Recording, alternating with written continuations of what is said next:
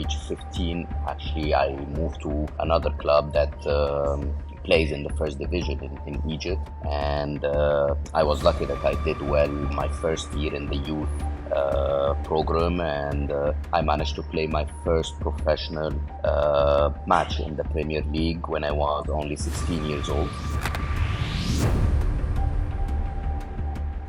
I love IT. I'm a technology freak. I always follow technology trends. I love gadgets. I love all these things. But it was more of a hobby or an interest more than something to take in as a career. And when I was at university, actually, I used to work as a programmer in my free time. To be honest with you, I always had the dream to build my own business. I never felt that I want to stay as an employee for the rest of my life. I wanted to build my own thing, and I shifted to sports. It was a pure luck. I didn't know what I wanted to do with my life till I was 30, and it turned out great at the end. You just have to be alerted, you have to be ready, and it will work out at some point. It's too much pressure when a kid is 15 or 16. Okay, what you want to do? They don't know what they want to do, majority of the kids, and it's okay. It's okay not to know, but it's important to be ready.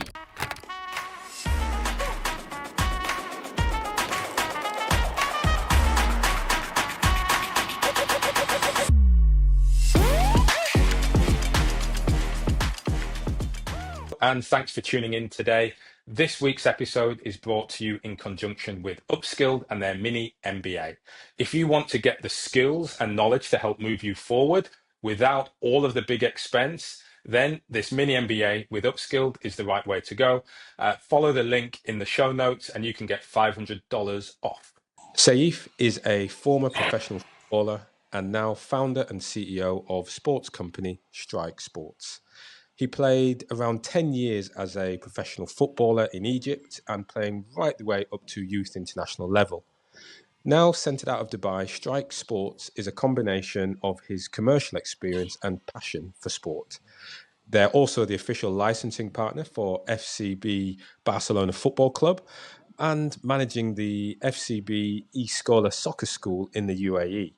So now we're going to catch up and have a conversation around the skills he developed as a footballer and how that's helped him to run one of the preeminent sporting facilities and activities in the Middle East.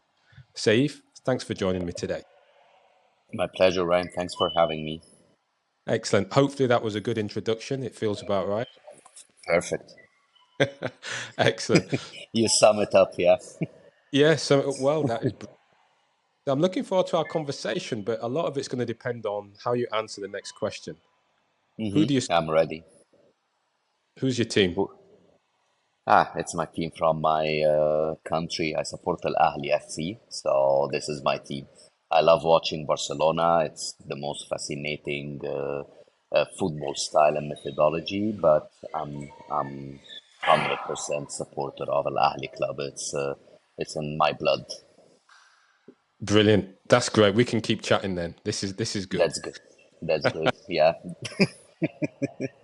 Nice. And so look, like I said today, I really want to talk about, your football and the transition and how it's got you to where you are today and very much giving sport back to that next generation coming up across the Middle East.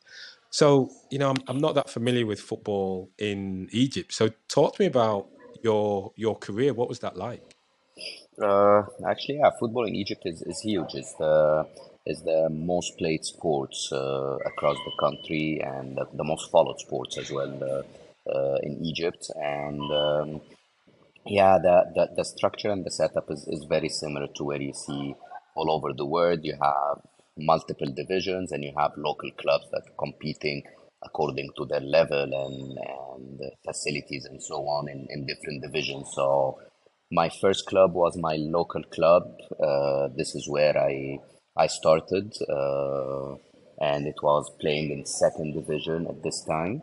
And then when I reached 15, actually, I moved to another club that plays in the first division in Egypt.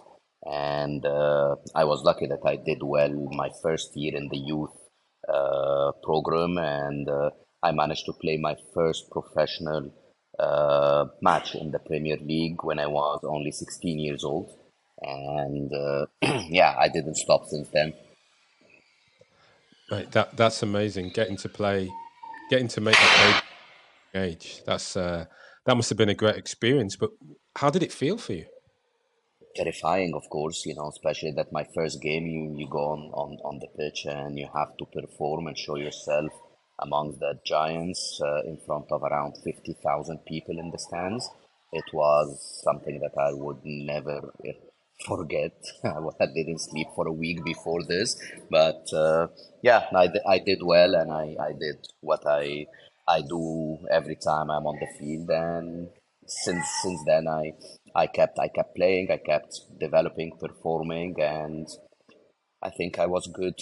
So it Hmm. worked. It worked for me. I reached to um, the youth national team. I played in the youth national team for a while, and then I had to stop due to an injury after this. So this is how it ended. So talk to me then about the end of your career. That what injury was it, and how did that impact you? It was something, I don't know, I think the scientific name is Osgood-Schlatter. It's just something in the knee, uh, which is apparently now it's very easy to fix, but back in my days it wasn't.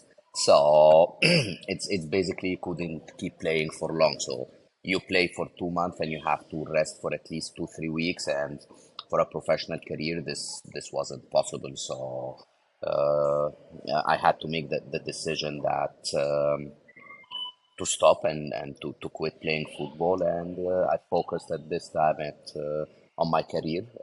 I studied IT, so I worked in IT for a year. Then after this, I moved to automotive, and this was my career for the next 10 years. I worked 10 years between Mercedes-Benz and Toyota, and then yeah, I went back to sports, but on the business side, not on the on the technical side.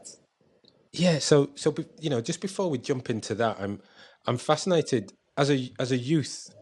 What was your passion? What did you hope to achieve from football? Honestly, like any kid, I wanted to be like a top footballer where just everyone knows your name, where you get the admiration and the support of everyone. So this was my target, and I think on the national level, I reached this. I was people liked me. I performed really well. Um, I was the finisher in a lot of crucial games, so this again put my name up there in front of everyone. So yeah, I was hoping to continue and to have this a little bit more, but yeah, due to the injury, this had to stop. But I loved it when it was happening. I loved it. It's amazing, when you are walking in the streets and people just come to say hi. Okay, there was no mobile cameras at this time, so it just autographs and people just want to say hi, and that's it. So it was fun. It was really nice. And so emotionally, what was it like when that stopped? It was tough. Of course, it was tough. It was like a shock to me, especially that I had to make the decision. But I didn't want to keep fighting it because it would have affected what I built throughout the years. So I didn't want to be remembered by, yeah, the guy who was performing 50% because I was always giving 500% on the field. So I made this decision. It wasn't an easy one, but I think it was the right one at this point of time. And so during your career, what focus or role, how much time did you give to academic studies? No, I was balancing between both, of course. To be honest, the most of the focus was in sports because when you are playing professional sports, there is a lot of times that you are in camps, you are traveling to playing games in different cities, in different countries. Uh, but I was always an average student, to be honest with you. I never failed and I never was an A student. I was always this kind of student who's always in the middle, and I was passing my exams, doing what I have to do, not excelling it, but I was okay. So I managed to balance between both. At sometimes they were not easy, especially during the final exams, and if you have a game happening or a qualifications happening, it wasn't easy, but it's doable. If you love what you do and you are passionate about it, you will always find the way to make it work. So I didn't want to give up sports because of study. I didn't want to fail in studies because of sports. So I made it work. And I mean, and it sounds like you did make it work. I mean, when you think of when you then transitioned out of the game, did you, or what ideas did you have about what you would do after football? I would be lying if I say that I had any ideas. I had no clue what I will do after my football. I never gave it a thought, but when it happened, I just went with the flow. I just uh, found a job related to my studies, which is the basic thing that anyone does as soon as you graduate. And and then after a year, I found out that this career is not for me. I didn't want to continue in IT, so I moved to sales in automotive, and I loved it. It was really very interesting job. I learned a lot in this 10 years doing sales. The network that I did, the people I met, it was really nice. It must have been quite to playing as a footballer. It must have been what? Sorry, I didn't hear that. It must have been a very different experience, a very different culture to playing Ah, sport. totally, totally. It's a different. It was a different word, and it took quite some time to adapt and start to learn this new venture that I'm going into. But I'm I'm generally a flexible person. I get adapt very easily. I just take it as it comes, and I just confident that it will work out at the end. So I like to try new things, take risks. I believe this is what life is about. Yes, yeah, and you say it very naturally. It's about taking risks. It's about learning. We see what happens. It's the journey, so you have to make it worth it. So we have to enjoy the journey. Hi, I want to take this moment to thank Upskilled and their mini MBA for sponsoring this week's session. One of the great things about their mini MBA is it allows you to gain the skills and knowledge to help propel you that little bit further forward. It gets you understanding the vocabulary in the room and also gives you some of those skills to navigate the corporate career, the government career, or indeed stepping into not for profit. So, big thanks for Upskilled and the mini MBA for sponsoring this week. And hey, check it out, link in the show notes. You can get $500 off. Yeah, so on that journey, it's interesting. You know, you mentioned the doing your studies in IT and then taking a role in IT afterwards, but then realizing it's not for you. What was that experience like? Look, I love IT. I'm a technology freak. I always follow technology trends. I love gadgets. I love all these things, but it was more of a hobby or an interest more than something to take in as a career. And when I was at university, actually, I used to work as a programmer in my free time.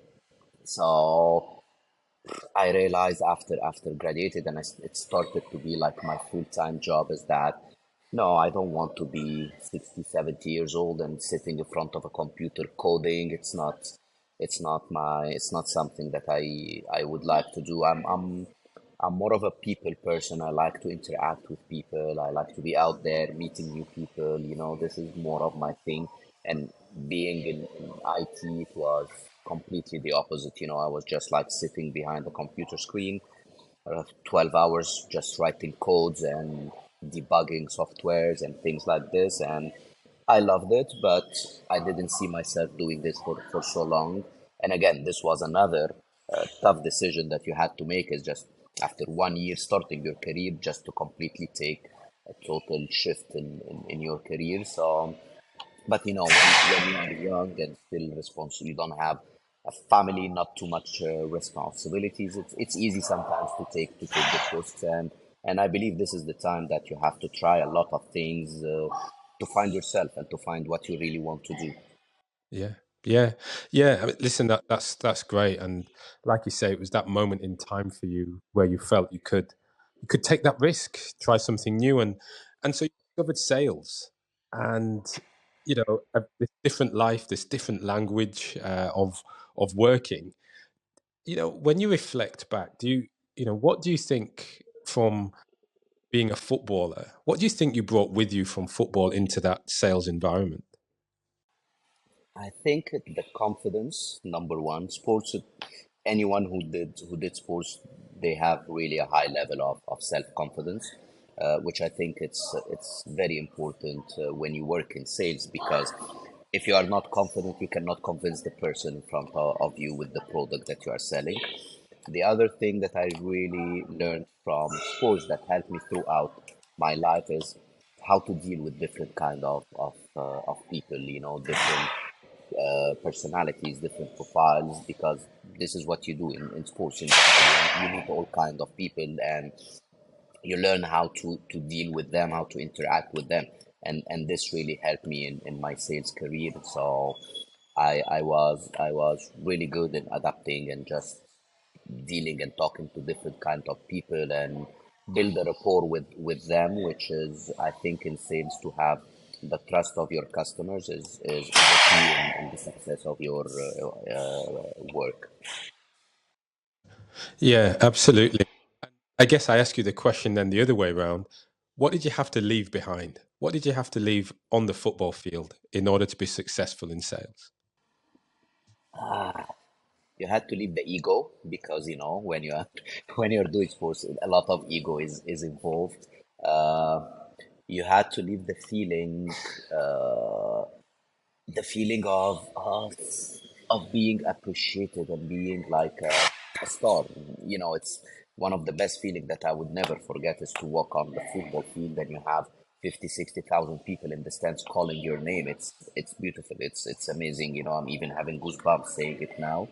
uh, but this is something you don't get in sales. So it's this was one of the big things that you had to leave behind. So it was different. It was totally different. And so as you moved into sales, you said you had, successful, what was it, 10-year career in, building up in sales. What inspired you then to move into, running your current business? I mean, what were you hoping to achieve next? What was your next dream?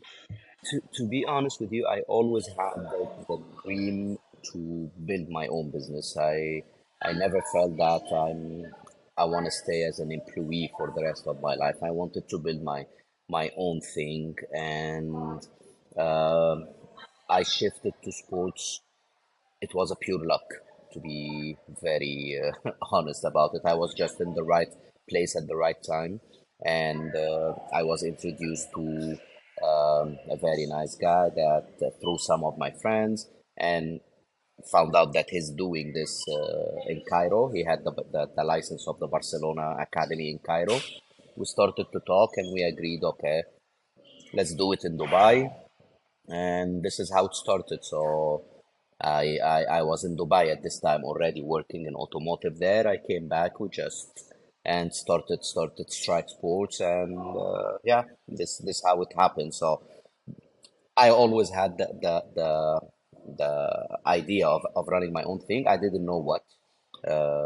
I didn't have any idea. That's why when this came along my way, I just jumped on it and I grabbed the opportunity, because I believe if you have the motivation and the willingness to succeed, you just have to be ready when the opportunity comes, just to grab it and take it and grow it. So this is what happened with me.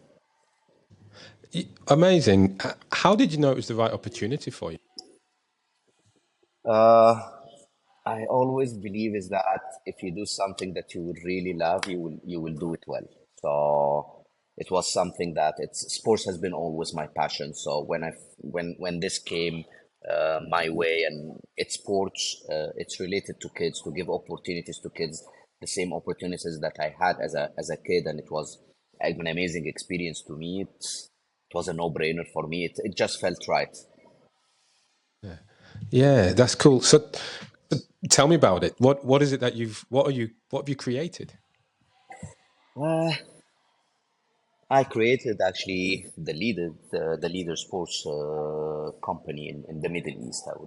I would say currently we have very big five academies that we are running. So we have our football academy that is under the license of the Barcelona club. We have our basketball academy that is under the license of NBA, and we have our own rhythmic gymnastics, tennis, and paddle tennis academy. And yeah, we are the leader in the market. I think we really focus on the quality of the training, on the opportunities we give to the kids. And I'm really satisfied with what we achieved so far. It's great because when you see kids graduating from our academies and they start to go professional in different clubs across the world, or they get a scholarship in top universities because of their sports achievement, you feel really that you achieved something, and you made a difference in someone's life. I always speak to my teams and I tell them, for us guys, it's we are providing these kids with memories, because with the experience that they get, the exposure, the that they go through, it's something that these kids will remember for the rest of their lives. They will remember when they played in the Camp Nou, the same facility where Messi was playing as a kid, or when they saw Messi actually playing and shake his hand or something. It's something that you will never forget. No, that is amazing, and I love the that purpose or the passion that you bring to that as well. I think it's it's wonderful to see. As we're talking, it's great. It truly is. Thank you. It is. It is. It's amazing. I still see kids who were with us 10 and 15 years ago, and now you see them, and successful in their lives and their career and so on. It's really fascinating. It really gave me as well a feeling of self satisfaction that we do something that it really matters. Yeah, and thinking about their love and their enjoyment for sport, like you say, creating memories. Do what role does that life after sports come into the way you speak and you interact with the boys and girls in your camps?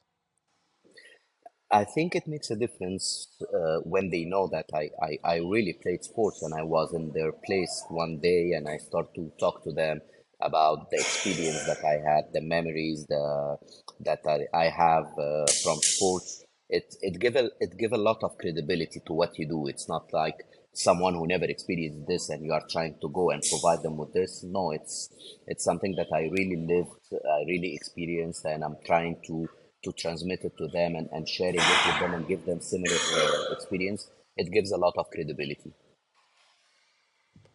Yeah, I think it does. You really just from a lived experience, and you're really able to share that with them. I think that's great. So when you 100%.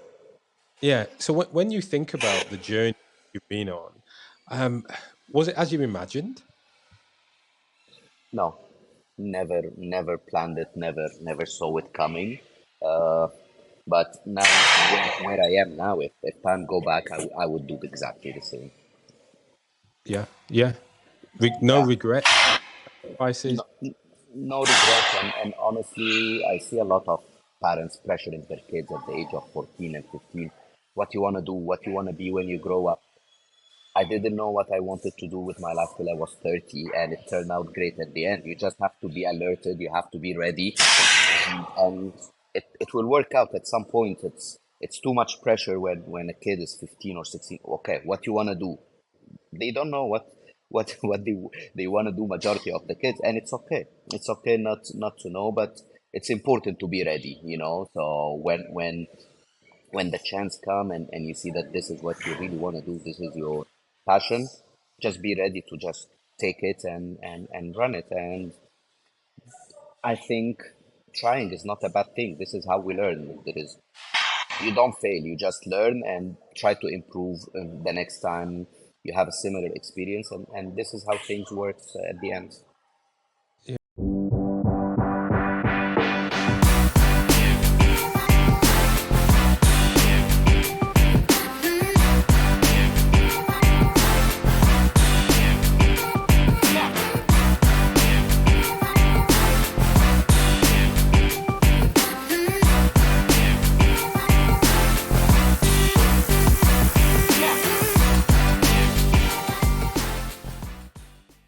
Yeah, absolutely. Now, one of the things I've learned as I speak to more and more athletes, especially when running at their own business, is the standards they set are high, the expectations they set are high. Um, how do you how do you work with your team? Are you expecting them to be that same professionalism, that same passion that you might bring?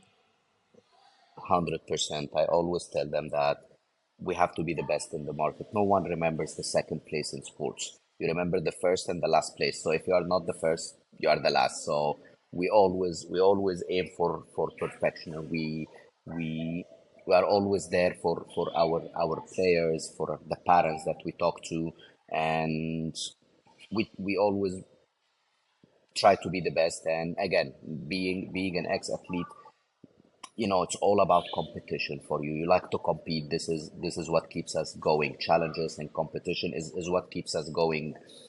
If things are too easy, it becomes boring for us. So we always put the challenge that we have to improve. Okay, now we are here. Okay, what is the next challenge? How can we keep advancing? How we can keep moving forward? And this all, I think, comes from sports. And the good thing is that most of the people who works with me are were into sports in some sort. So we are all sharing the same vision.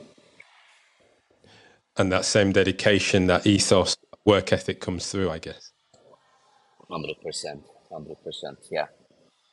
Yeah, I like that. And so, you speak there about that competition and always, looking to win that next game, to take home the championship. So I'm curious for you now, what is that next goal for you?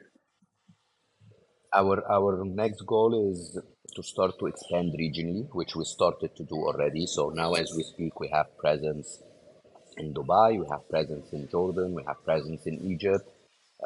Looking up next for Qatar and Saudi Arabia. So our next goal is to become the leader in the whole region, and to copy and transmit what we did in Dubai, in all the other countries. I believe that Middle East is full of talents, is full of kids with potential. They just need the right structure and the right opportunity to help them, and this is what we try to do. We always promise our parents is that we will take your kids to his full potential. This can be different from one kid to another, but our role is to make sure that the kid is challenged, the kid is being developed, the kid is growing, the kid is learning a lot of values across through sports, actually, because 1%, 2% can be professional athletes. Not all kids can be professional athletes, but at the end of the day, they will learn a lot of values through sports that it will help them throughout their life as a human being. The teamwork, how to handle losing, how to handle winning, how to handle stress before a tough game, all this kind of things. It's our day-to-day life. It's something that you have to deal with on a daily basis, and I think sports is a very good platform to teach these skills to kids to make them ready for their future. Yeah, absolutely agree. I keep telling that to my children as well. So it's always excellent. The beautiful thing about sport is you get it after every training session and after every game. So True. it's It's very true. It's very true, and it's very important. Kids have to do sports, whether you are good at it or not. You are naturally talented or not. keep trying, keep playing. You will learn a lot of things from sports. Yeah, that's an interesting perspective, right? Because when it's when we say we play to win, and but what you're describing, actually, there's more to the game than just winning. 100%. In the game, you are always winning. It doesn't have to be the score. Of course, we all shoot for the score and the end result, but you are always winning because you will learn something new. You will make friends. You will have a lot of social skills. Most of my close friends now are the ones that I did through sports and through football and were my teammates because when you're a professional athlete, you spend most of your time with these people. They become family to you, not just teammates. So it's amazing the things that you get out of it. It's really amazing. Yeah, and we talk about building that network and using that network to help move you forward and make progress. And there you touch on former teammates and people that you played against who how do you use them? How do you work with them to help grow your business and move yourself forward? A lot of them are working in the sports, whether in federations or in professional clubs, and they are in the field as well, and because we trust each other, we know each other for so long. uh, we work closely with them by helping them to scout players, to give opportunities to our kids as well, and this is all through the network that we made during my football career. So it pays off at the end, network is one of the strongest tools that can be very useful in any business. So if you have the right network, then you will be fine, and you know how to use it, and it's gonna be an important thing. Yeah, I mean, two things you mentioned there: finding the right network, and secondly, knowing how to use it or indeed to work within a network is a key skill. 100%. I believe in any network interaction or in any relationship, it has to be win-win. If I'm providing something that they need and they are giving me something that I'm really looking for, then it's a win-win, and this is how any successful partnership or business interaction work. Yeah, yeah, absolutely. And look, when you look back and you think about your career, and now you've got this next crop, this next generation coming up, what sorts of advice or guidance do you give to them about the period after their career? It's never gets easier. So they have to keep fighting. They have to keep learning. They have to keep developing because this is how they will advance and develop. Nothing is easy. Nothing in life comes easy. You have to work really hard to get it. You have to be uh, up for any challenge that come your way, and yeah, just keep working hard, and things will fall into places at the end. So being committed, being honest about what you do and what you want, it will just work out at the end. Yeah, safe. I love that. I think that's really good, sound advice. Very easy to follow as well. And we're talking today because today you're out and about. Talk about what's happening around you right now. Around me, there is a lot of kids walking around, going now to check in for the start of our camp. We are actually now in Egypt, in Makadi Heights on the east of Egypt. It's on the Red Sea, and we are running a multi-sports camp for kids, and we have kids coming every day for 5 hours from 4 p.m. to 9 p.m., where they experience a variety of different sports, whether it's football, tennis, paddle, gymnastics, swimming. So yeah, we have a big week ahead, and we're excited. Safe. I just want to say thanks for joining me today. It's been really My good. pleasure, Ryan. It was great. That's great. Okay, listen, thank you. And I really appreciate you taking the time out today. My pleasure. Thank you so much for having me.